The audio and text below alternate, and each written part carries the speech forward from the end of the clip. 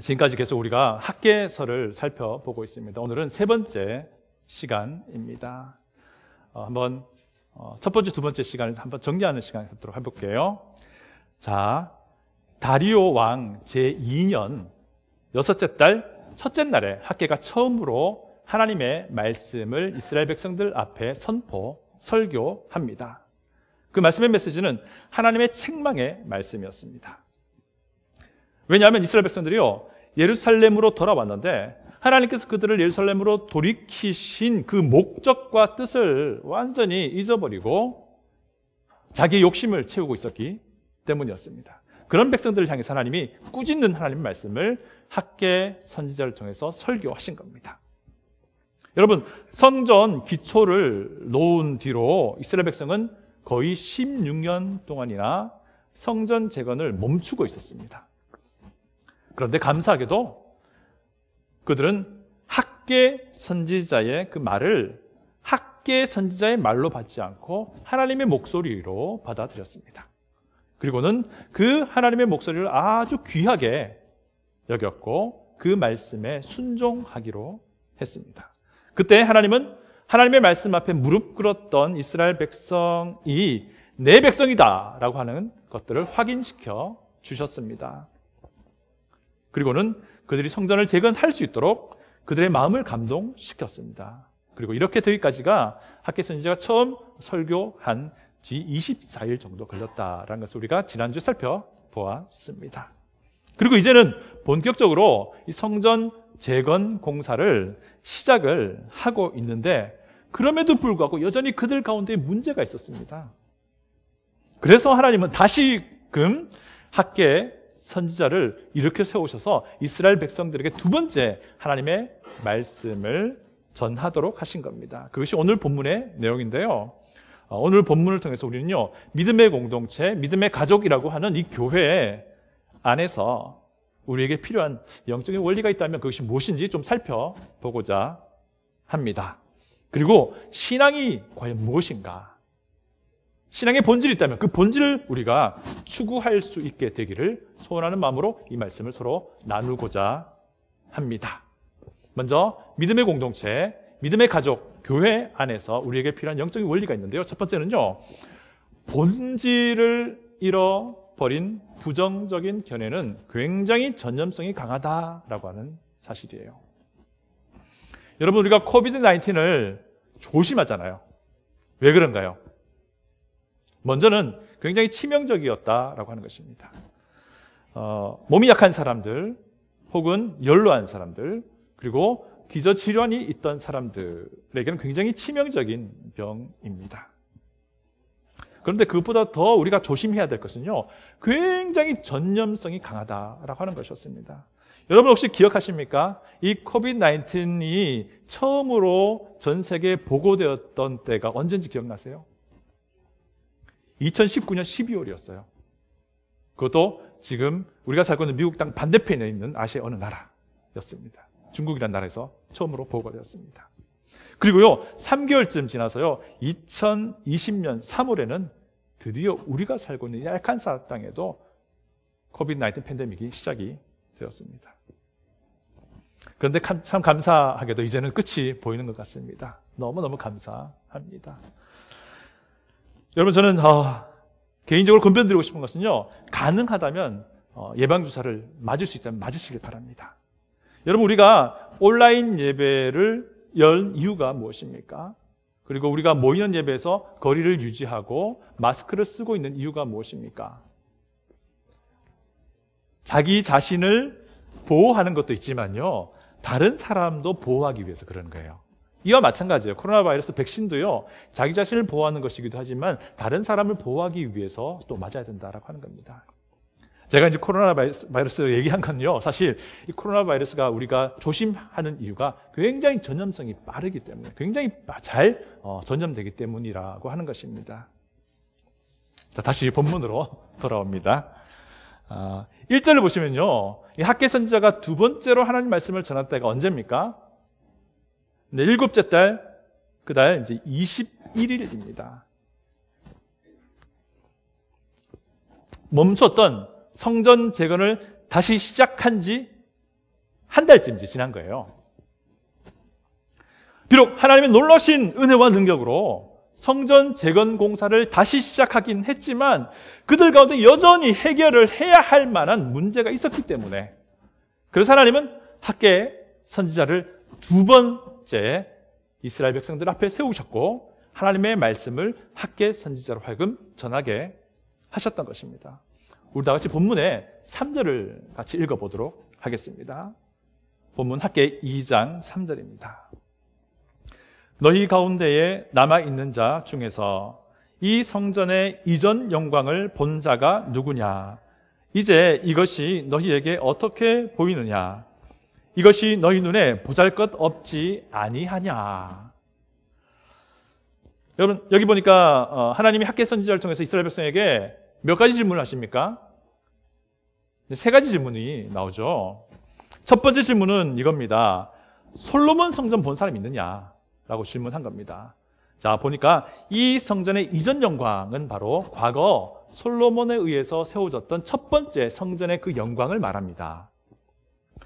이스라엘 역사에서 가장 첫 번째 성전은 솔로몬 왕에 의해서 만들어졌습니다. 물론 아버지 다윗 왕 때부터 이 성전을 짓기 위한 모든 재료들이 다 마련되어 있었습니다. 그리고 미리 이야기가 다 되어서 그 성전을 지을 만한 그 일꾼들도 다 확보되어 있는 상태였습니다. 자, 이렇게 아버지 다윗 왕 때부터 성전 공사를 위한 준비가 다 되었고요. 아들 솔로몬 왕 때에 그는 성전 공사를 시작했고 완공을 했습니다. 여러분, 이스라엘 왕국의 가장 전성기 때가 언제인 줄 아세요? 솔로몬 왕 때예요. 이 솔로몬 왕 때에 지어졌던 성전이었기에 그 성전의 규모가 얼마나 웅장했겠습니까? 얼마나 화려했겠습니까? 사람들이 그 성전 볼 때마다 아마 압도당했을 겁니다. 화려한 금빛 색깔의 성전. 그런데 이 성전이 언제 파괴되죠? 주후 586년에 남유다가 바벨론에 의해서 멸망당합니다. 그때에 이 성전도 함께 파괴가 돼요. 그리고요, 그때부터 66년이 지난 주후 520년이 지금 오늘 우리 다리오 왕 두 번째 해 7번째 달입니다. 그래서 그들은 이스라엘 백성들은 학개 선지자의 말씀을 듣고 있는 이 상황이 바로 이때입니다. 그러니까요, 이 학개 선지자의 말씀을 듣고 있던 귀환했던 이스라엘 백성들 중에는 과거에 솔로몬 성전이라고 불리는 그 첫 번째 성전의 화려하고 웅장했던 모습을 기억하고 있는 사람들도 있었다는 겁니다. 아마 그들은 최소한 70 정도 되었을 거예요, 나이가. 그리고 그들은 아주 어렸을 때에 봤던 사람도 있을 것이고요. 70보다 더 많은 나이의 사람들은 좀 성년이 되어서 봤던 그런 경험을 가지고 있던 사람도 있었을 것입니다. 자, 두 번째 질문은 무엇입니까? 지금 새로 짓고자 하는 이 성전은 어떻게 보이느냐라고 하는 겁니다. 참고로 지금 짓고 있는 성전을요, 우리 성경에서 스룹바벨 성전이라고 불러요. 이 성전의 재건 공사의 인도자, 지도자 중에 한 명이 스룹바벨이었기 때문에 스룹바벨 성전이라고 부르는데, 이 스룹바벨 성전, 너희가 짓게 될 이 성전은 어떤 것 같으냐라고 이제 물어보는 겁니다. 그리고 세 번째 질문은 사실 두 번째 질문에 대한 하나님의 답이에요. 그리고 그들의 마음을 보여주는 하나님의 답입니다. 이것이 너희 눈에 보잘것없지 아니하냐라고 물어보는 것인데요. 여러분, 솔로몬 성전의 위엄을 보았던 사람들 눈에는요, 스룹바벨 성전의 모습이 비교될 수밖에 없는 거예요. 지금이 어떤 상황입니까? 자기 자체의 힘으로는 성전을 사실 지을 수 있는 상황이 아니었던 거예요. 여전히 바사 제국의 통치하에 있었고요. 그 바사 제국의 통치하에 있었기 때문에 자기가 원하는 걸 다 얻으면서 이 성전을 공사할 수 있는 상황이 아니었던 것입니다. 그래서 지금 재건하고자 하는 성전은요, 상대적으로 초라할 수밖에 없었습니다.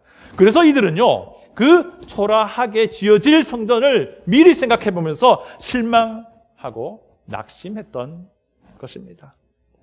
여러분, 사실 16년 전 성전의 기초가 놓여질 때에도 과거 솔로몬 성전의 영광을 알고 있었던 사람들이요, 지금과 아주 유사한 반응을 보였었어요.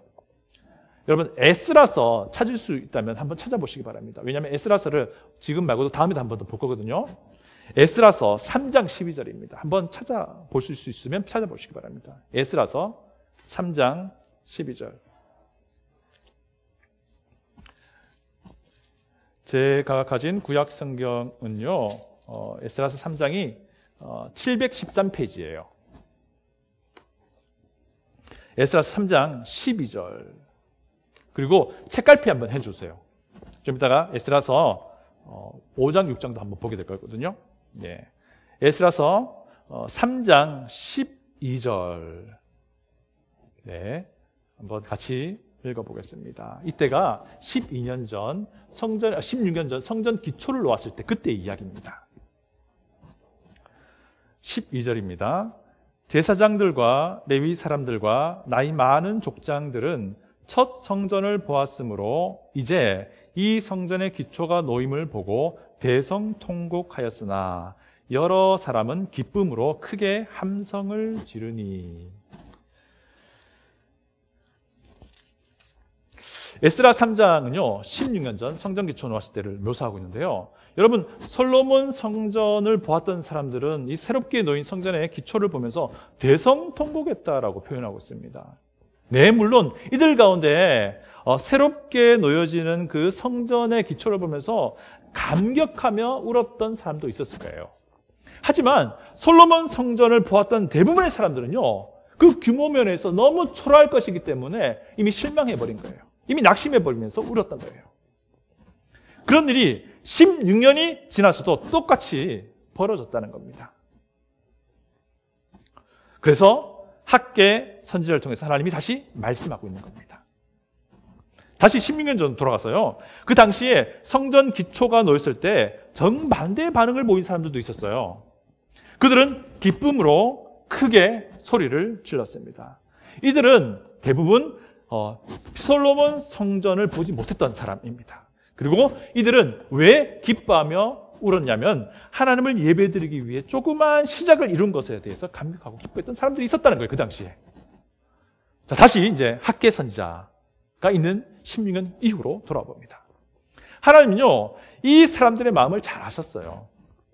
그들의 내적인 상황이 어떤 상태인지 잘 알고 있었다는 겁니다. 그래서 학계 선지자를 통해서 그들의 마음에 있는 문제가 무엇인지 지적하고 있는 것이 오늘 본문의 내용인 겁니다.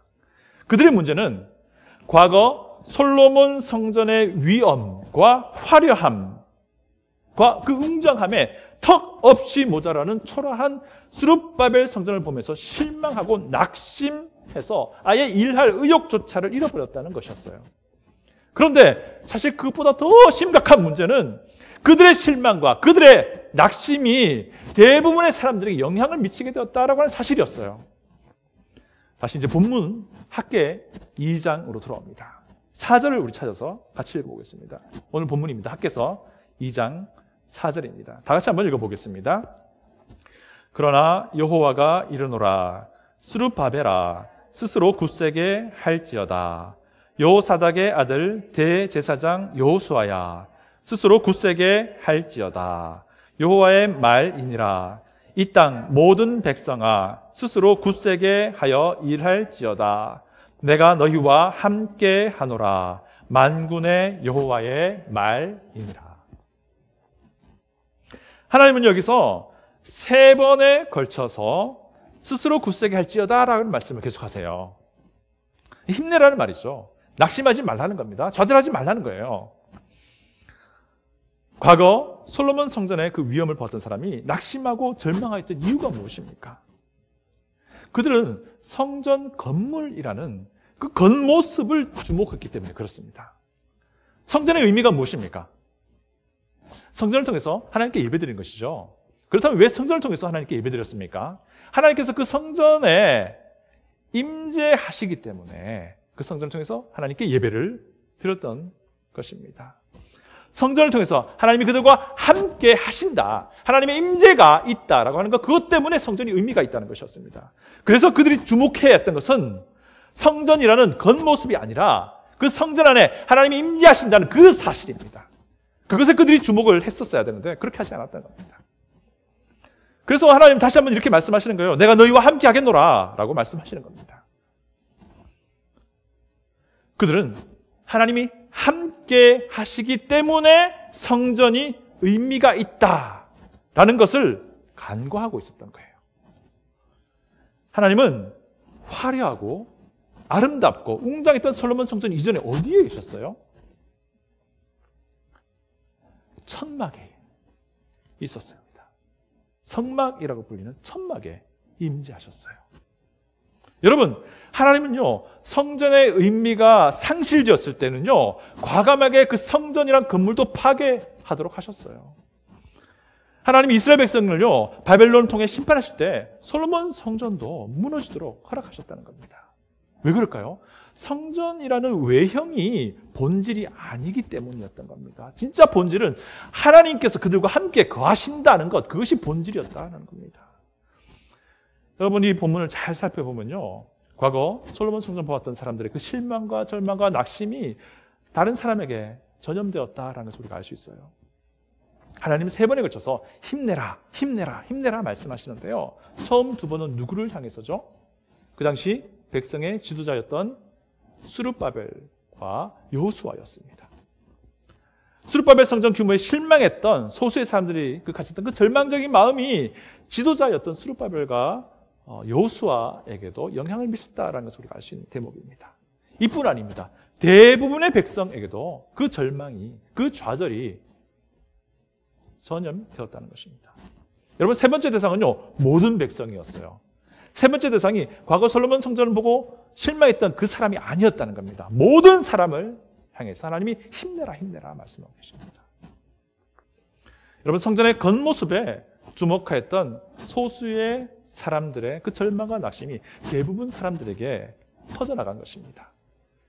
급기야 백성의 지도자에게까지도 영향을 미친 것이죠.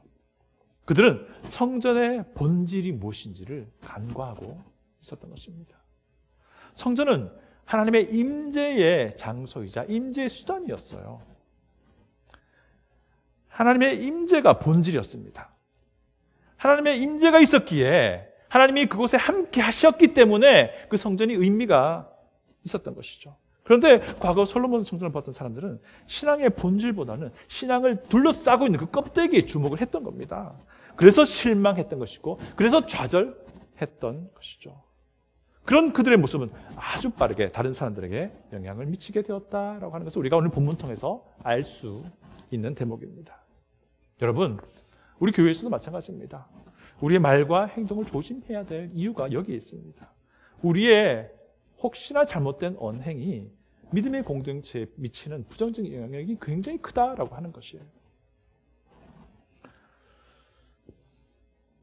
2번째, 우리가 기억해야 할 영적인 원리는요, 하나님의 일에는 장애물이 있을 수 있다라는 것입니다. 자, 우여곡절 끝에 성전 재건을 시작했던 이스라엘 백성에게는요, 첫 번째 것처럼 내적으로 실망과 좌절이라는 어려움을 극복해야만 했습니다. 그런데 그게 다가 아니었어요. 외적으로는요, 대적의 반대와 공격도 있었어요. 또 다른 장애물이 있었다는 겁니다. 여러분, 다 같이 본문 5절을 읽어 보겠습니다. 본문 5절을 다 같이 읽어 보겠습니다. 너희가 애굽에서 나올 때에 내가 너희와 언약한 말과 나의 영이 계속하여 너희 가운데에 머물러 있나니 너희는 두려워하지 말지어다.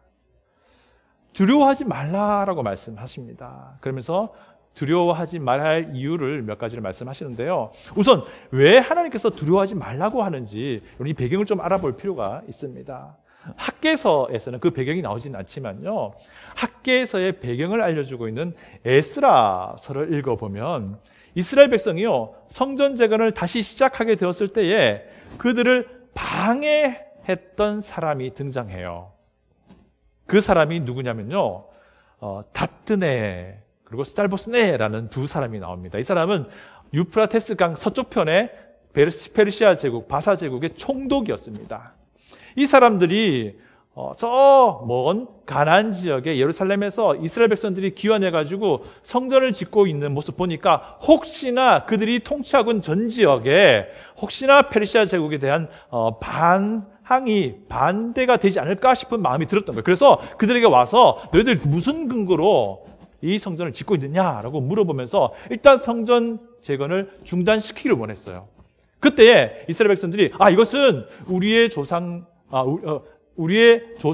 하나님께서 이를 말씀하신 것이며, 그리고 결론적으로 그 첫 번째 왕 고레스 왕의 그 칙령 조서에 따라서 이것을 시작하는 것이다라고 말을 했더니, 결국 그러면 어떻게 된 거냐면 결국 이 다뜨네와 살보스네가 총독의 이름으로 지금 현재 왕인 다리오 왕에게 한번 찾아봐 주십시오. 정말 고레스 왕의 칙령으로 이 성전 재건이 시작된 것인지를 그렇게 편지를 보낸 거예요.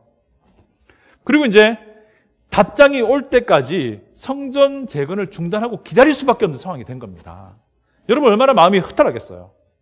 16년간의 그 긴 어둠의 터널을 끊고 벗어나서 성전 재건을 시작했는데, 아니 내적인 문제는 어떻게 해결한다 치더라도 이 외적인 문제가 막 들어와 버린 거예요. 얼마나 마음이 상심이 크겠습니까? 이런 상황에서 힘을 내라, 용기를 내라 라고 말씀하고 있는 것입니다. 그래서 학개 선지자를 통해서 이런 말씀을 하고 있는 겁니다. 그러면서 두 가지 이유를 말씀하세요. 두 가지가 뭐냐면요, 내가 너희 조상들과 함께 언약을 맺었던 그때 그 언약의 내용을 좀 기억해봐라 라고 하는 것이고요. 두 번째는 너희들과 함께하고 있는 나의 영을 기억해봐라. 그러니까 너희 힘내라, 두려워하지 마라, 무서워하지 마라 라고 말씀합니다. 제가 2장 5절을요 이렇게 한번 번역을 해봅니다. 너희가 애굽에서 나올 때 내가 너희와 언약한 말과 너희 가운데 머물러 있는 나의 영의 근거에서 너희는 두려워하지 말라. 이렇게 번역을 할 수 있습니다. 이런 의미입니다.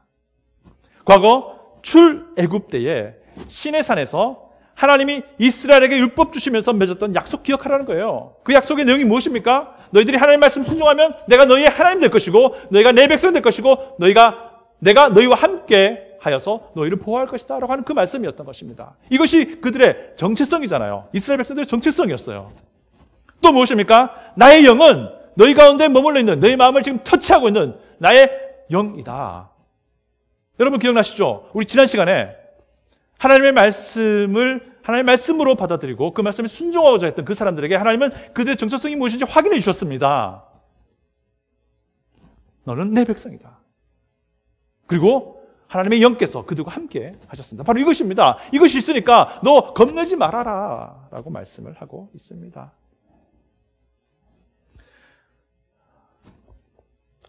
하나님의 일을 할 때에 장애물이 있을 수 있어요. 만사형통하진 않아요. 여러분 16년을 쉬었던 성전 재건이 시작되는데 이번에도 장애물이 있었잖아요. 그런데 이번에는 하나님께서 그들로 하여금 쉬게 하지 않으셨어요. 너 계속 힘내라, 두려워하지 마라, 무서워하지 말라, 계속 이 일을 해라 라고 이번에는 하나님이 말씀을 하십니다. 여러분 어쩌면 이런 장애물을 만나는 것이요, 하나님께서 우리를 축복하시기 위한 수단이 될 수 있다는 겁니다. 이런 반대를 경험하면서 하나님의 사람은 무엇을 합니까? 하나님께 무릎 꿇는다는 겁니다. 기도한다는 겁니다. 여러분 사람은요 생각보다 굉장히 연약합니다. 그리고 무기력해요. 그래서 위기를 의식하지 않으면 하나님께 잘 매달리지 않아요. 솔직한 고백입니다. 저도 마찬가지예요. 결국 다리오 왕에서 편지가 오는데 그 편지의 내용이 무엇인지 혹시 아세요? 에스라 6장에 의하면요, 다리오 왕이 기어코 고레스 왕의 조서를 찾아내요. 그리고는 다리오 왕의 이름으로 새로운 조서가 전달됩니다. 그 내용에 따르면요, 유프라테스 강 서쪽 편에 있는 다뜨네와 살보스네 총독들은 더 이상 예루살렘에서 유대인들이 짓고 있는 이 성전 재건에 개입하지 말라는 겁니다. 더군다나 이 총독이 하는 일이, 가장 큰 일이 무엇이냐면 그 지역의 세금을 모아서 바사 제국에 바치는 것인데요, 그들이 모은 유프라테스 서쪽편의 전체의 그 세금의 일부를 이 이스라엘 백성들이 성전을 재건하는 데 쓰도록 지원하라는 겁니다. 굉장히 놀라운 일이 벌어진 겁니다. 책갈피를 하고 있는 분들은 에스라서를 한번 살펴봅니다. 찾아봅니다. 에스라서 6장입니다. 에스라서 6장 8절입니다. 에스라서 6장 8절입니다. 다리오 왕의 조서의 내용입니다. 에스라서 6장 8절 다 같이 한번 읽어볼까요? 내가 또 조서를 내려서 하나님의 이 성전을 건축함에 대하여 너희가 유다 사람의 장로들에게 행할 것을 알리노니 왕의 재산 곧 유브라데 강 건너편에서 거둔 세금 중에서 그 경비를 이 사람들에게 끊임없이 주어 그들로 멈추지 않게 하라. 이것이 다리오 왕의 조서예요. 무엇입니까?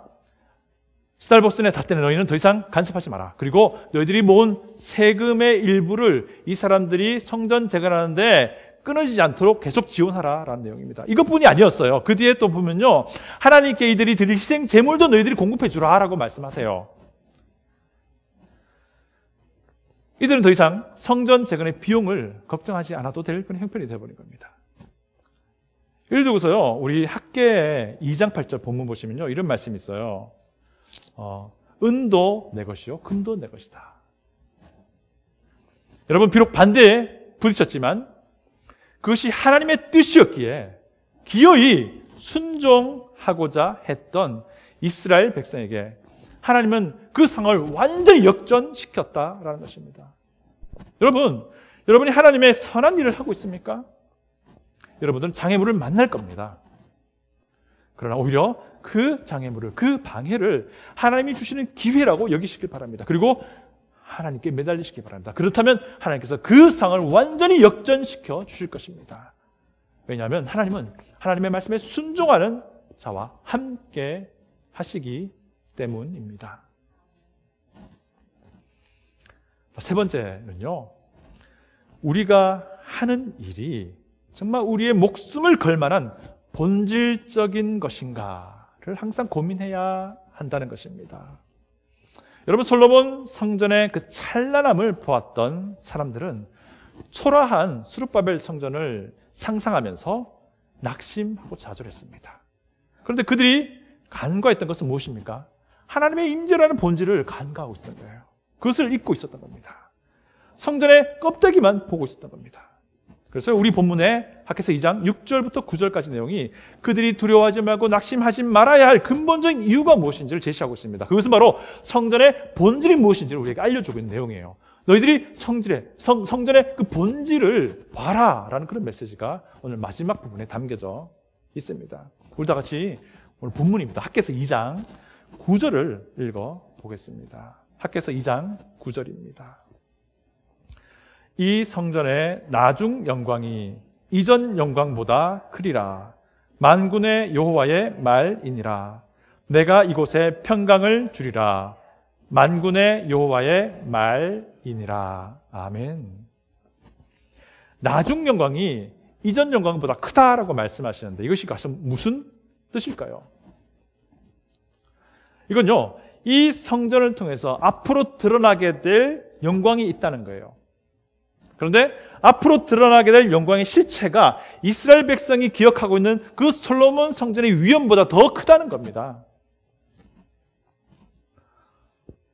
솔로몬 성전의 그 장엄함과 화려함보다 더 큰 영광이 나타날 것인데 그것은 현재의 수룹바벨 성전을 건축하는 것은 그 더 큰 영광을 위한 일이다라고 이제 하나님이 말씀하고 있는 겁니다.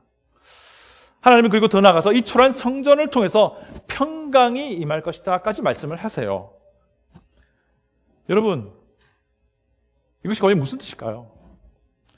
이스라엘 백성들은 아마 그 당시 학개 선지자 이 말을요, 완전히 다 이해할 수는 없었을 겁니다. 그러나 분명한 것은요, 미래에 하나님께서 영광과 평강을 그들이 지금 건축하고 있는 이 초라한 성전을 통해서 주시겠다라는 것만큼은 확실히 알았을 것입니다. 여러분, 과연 이 큰 영광의 실체가 무엇일까요? 예, 맞습니다. 교회에서 대부분의 질문의 답의 50% 이상은 예수님이에요. 바로 예수님입니다. 우리 다 같이 6절 한번 볼까요? 본문 6절입니다. 2장 6절. 만군의 여호와가 이같이 말하노라. 조금 있으면 내가 하늘과 땅과 바다와 육지를 진동시킬 것이요. 아멘. 이 본문에서 참 안타까운 게요. 우리 한국어 성경에는요, 문구 하나가 빠져 있어요. 조금 있으면 내가 하늘과 땅과 바다와 육지를 진동시킬 것이요 라고 되어 있잖아요. 조금 있으면, 그리고 내가 하늘과 땅과 바다와 이 사이에 한 번 더라는 문구가 히브리어 성경에 있어요. 근데 우리 한국 성경은 번역하면서 이 부분을 좀 놓친 것 같아요. 무슨 말이냐면요, 조금 있으면 한 번 더 내가 하늘과 땅과 바다와 육지를 진동시킬 것이다 라는 겁니다. 이게 무슨 말입니까? 한 번 더라는 말은 이전에 이런 일이 있었다는 것이고 또 앞으로도 이런 일이 있을 것이다 라고 하는 겁니다. 이전에 그 일은 무엇이냐면요, 시내산에서 하나님이 율법을 모세에게 주실 때 그 상황을 말합니다. 하나님이 시내산에서 모세에게 율법 주실 때 무슨 일이 벌어집니까? 지진이 일어나고 천둥 번개가 치고 온 땅이 진동해버린 그런 일이 있었잖아요. 그것을 이야기하고 있습니다. 그런데 한 번 더 온 땅을 진동시킬 일이 남았다는 겁니다. 예수님이 오심을 말하는 거예요. 구약의 예언에서는요, 그리스도의 초림과 재림을 구분하지 않고 하나로 보면서 이야기할 때가 있습니다. 예수님의 초림과 재림을 다 이야기하는 겁니다. 감사하게도요, 히브리서 저자가요, 오늘 학개서 2장 6절을 인용해요. 잠깐 수정해서 인용하는데, 그걸 보면요, 이 학개서를 어떻게 이해하는지를 알 수 있거든요. 제가 히브리서 12장 26절을 읽어드립니다. 히브리서 12장 26절입니다. 그때에는 그 소리가 땅을 진동하였거니와, 여기에도 마찬가지입니다. 그 소리가 땅을 진동하였던 그때는 애굽을 탈출하고 시내산에서 하나님께서 율법 주실 때 그때를 말합니다. 자, 그때는 그 소리가 땅을 진동하였거니와 이제는 약속하여 이르시되 내가 또 한 번 땅만 아니라 하늘도 진동하리라 하셨느니라. 이것이 히브리서 12장 26절 말씀입니다. 여러분 집에서요, 히브리서 12장 26절을 전후해서 한번 읽어보세요. 그러면 이런 뜻입니다. 첫 번째 땅이 진동한 것은 시내산에서 그 사건을 말합니다. 그리고 두 번째 땅이 진동할 것은요, 세상의 마지막 때 우리 예수님이 재림하실 때 그때 일어날 일로 묘사를 하고 있습니다. 한 번 더 온 우주를 진동시킬 때는 예수님이 이 땅에 다시 오실 재림의 때를 말하는 것입니다. 결국 예수님이 다시 오심, 예수님의 오심을 말하고 있다는 거예요. 여러분, 이게 무슨 말입니까? 더 큰 영광의 실체는 바로 예수님이라는 것입니다. 그분의 초림과 재림을 총망라하는 예수님의 나타나심을 말하고 있다라는 것입니다. 우리 본문 7절을 봅니다. 학개서 2장 7절입니다. 2장 7절 다 같이 읽어보겠습니다. 또한 모든 나라를 진동시킬 것이며 모든 나라의 보배가 이르리니 내가 이 성전의 영광이 충만하게 하리라. 만군의 여호와의 말이니라. 아멘. 아멘. 모든 나라의 보배가 이르리니 라고 말하고 있습니다. 여기 한번 주목해 보십시오. 모든 나라의 보배가 성전으로 오게 된다라는 뜻인데요. 근데 이 보배라고 번역한 히브리어 단어의 원래 의미는 무엇이냐면요, 바라는 것, 기대하는 것, 영어로는 desire 정도 될 것 같아요. 바란다, 기대한다, 소망하는 것을 말합니다. 그래서 소망하는 것, 기대하는 것, 혹은 기대하는 이, 바라는 이 라는 의미가 됩니다. 누굽니까? 메시아, 예수 그리스도를 말하는 겁니다. 모든 나라가 진정으로 소망해야 할 분 예수님을 지금 의미하고 있다는 것입니다. 결국 예수님께서 오실 때에 진짜 성전에 하나님의 영광이 가득하게 될 것이다 라고 하는 것을 말하고 있습니다. 그래서 이 성전의 영광이 충만하게 하리라 라고 말씀을 하고 있는 것입니다. 이를 두고서요, 이사야 선지자도 비슷한 말을 합니다.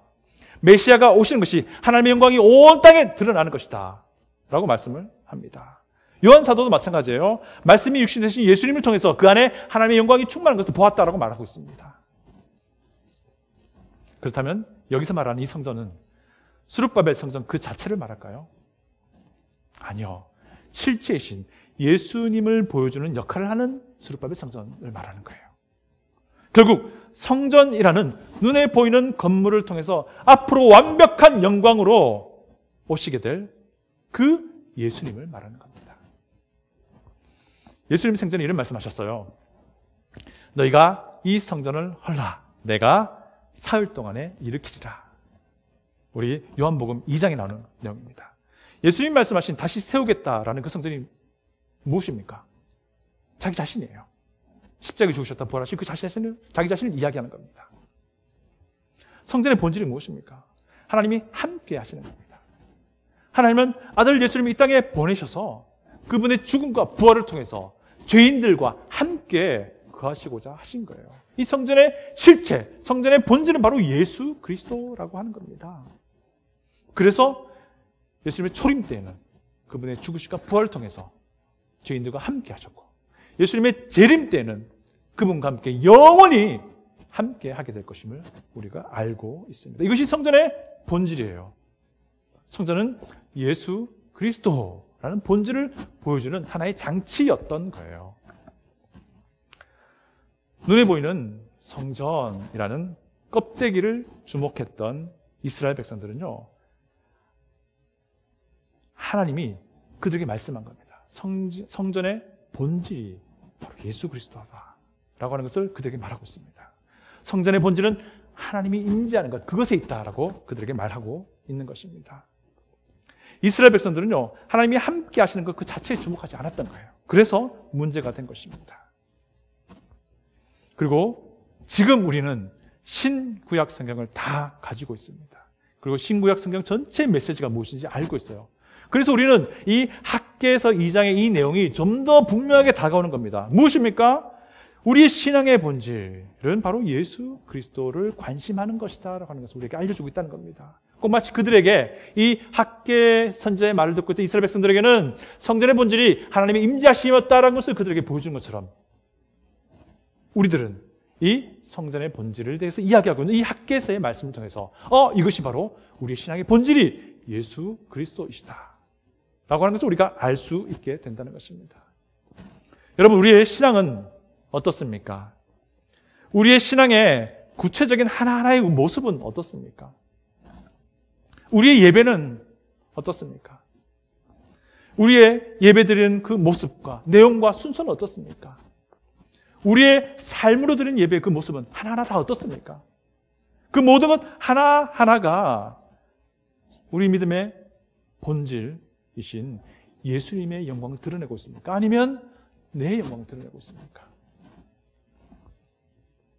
만약에 우리의 영광을 조금이라도 드러내는 부분이 있다면 우리는 과감하게 그것을 포기할 수 있는 것이 본질에 충실한 믿음인 것입니다. 학개를 통해서 선포되는 하나님의 말씀 앞에 이스라엘 백성은 결정해야 했습니다. 솔로몬 성전의 그 껍데기를 볼 것인가, 아니면 하나님의 그 영광스러운 임재를 볼 것인가 결정해야 했습니다. 우리 역시 마찬가지입니다. 우리 자신의 모든 모습을 돌아보면서, 우리 교회의 모든 모습을 돌아보면서 과연 그것이 우리 믿음의 본질이신 예수 그리스도께 초점이 맞춰져 있는지, 예수 그리스도의 영광을 드러내는 것인지, 아니면 나의 영광을 드러내는 것인지를 판단해야 할 것이고 결정해야 한다라는 것입니다. 다시 기도하겠습니다.